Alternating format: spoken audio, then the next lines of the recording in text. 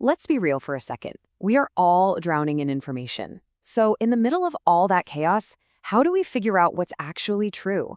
Well, today we're going to unpack a mental model that was built for this exact problem. It's called cognitive triangulation. And trust me, it's a powerful framework for turning all that noise into clarity. You felt this, right? I mean, we all have. It's that constant flood of articles, videos, hot takes, and data just hammering us from every single direction. The author Albert Tan absolutely nailed it when he said we have infinite information but finite attention. It is exhausting, and it makes finding any kind of clarity feel, well, almost impossible. And that really is the billion-dollar question, isn't it? When literally everything is screaming for our attention, how do we possibly zero in on what's true, what's useful, and what actually matters? How do we build a solid, reliable understanding of the world without just completely burning out? To solve this very modern problem, Albert Tan proposes a totally new framework for thinking. It's one designed specifically for our noisy world, and he calls it cognitive triangulation. Now, this is where it gets really interesting, because it's a fundamental shift in how we think about, well, thinking.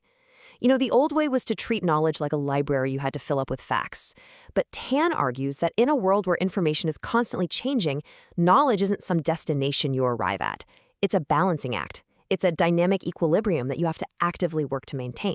Okay, so here's the official definition. I know, it sounds a little academic, but let's just break it down. Sustainable intellectual fidelity is just a fancy way of saying you have an understanding of the world that's not only accurate, but can also adapt as things change. And you get there through a dynamic three-body equilibrium. Just think of it like a perfectly balanced, constantly adjusting system that has three core parts. And that number, 3, is absolutely the key. You know how a three-legged stool is always stable no matter what? Well, this model of thinking rests on 3 distinct but totally interconnected pillars. And these aren't just some random ideas he threw together. They are 3 very specific modes of thought that, when you combine them, give us this incredibly powerful tool for finding clarity. So what are they? This table lays it out perfectly. First up, you've got objective fidelity. This is all about truth. We're talking the hard, verifiable facts. Next, there's expansive inquiry, which is totally driven by curiosity, and it's always asking, what don't I know yet? And finally, heuristic optimization. Now, this one's about aesthetics, which really means finding the simplest, most elegant, and most useful explanation. Let's dive into each one. So let's start with the absolute foundation, the anchor of this whole system, objective fidelity. Look, this pillar is completely non-negotiable. It's all about grounding your thinking in actual reality. What are the facts? What does the verifiable data say? Without this anchor, our thoughts can just drift away into pure speculation, or even worse, get totally swept away by misinformation. This is the firm ground that everything else has to be built on. All right, so once we're anchored in the truth, it's time to start exploring. And that brings us to our second pillar, expansive inquiry. This one is all about staying curious. So, if truth is the anchor, then curiosity is the engine.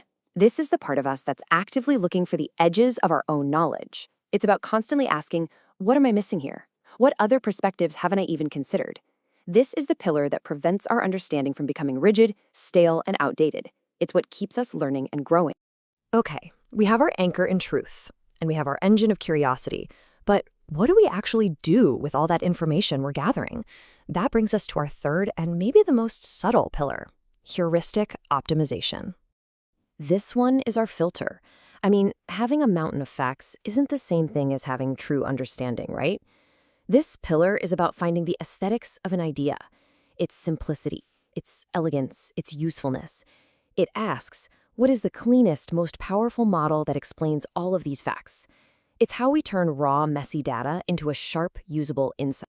So we've got truth, we've got curiosity, and we've got aesthetics. But the real genius of this whole theory isn't in any single one of these pillars. It's all about how they work together. And this right here is the crucial point.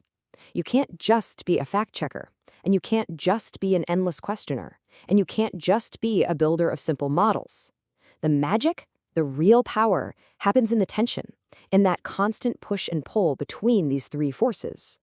This visual just explains it perfectly. A healthy, robust intellect keeps these 3 in a dynamic equilibrium. Think about it. If you focus way too much on truth, you become rigid. If you lean too hard into curiosity, you might never form a coherent point of view. And if you're obsessed with aesthetics, you might oversimplify reality to the point of being wrong. The goal is to keep all three in balance, constantly adjusting as you learn.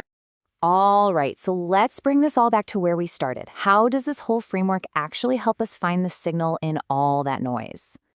Well, it gives us a clear, actionable process. When you're faced with a complex topic, you first anchor yourself. What are the core, verifiable facts? Then you expand. What are the big questions, the unknowns, the other perspectives? And finally, you filter.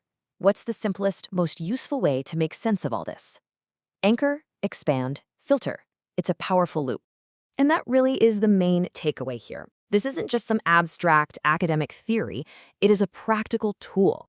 It's a mental model you can put in your toolbox and start using today to navigate the wild complexities of our modern world with a lot more confidence and a lot more clarity. So, as we wrap this up, I want to leave you with a question to chew on. When you really look at how you process information, which leg of your own mental stool is the weakest? Are you truly grounded in truth?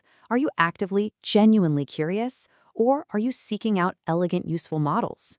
Because figuring that out for yourself, well, that's the first step to building a more balanced and resilient mind.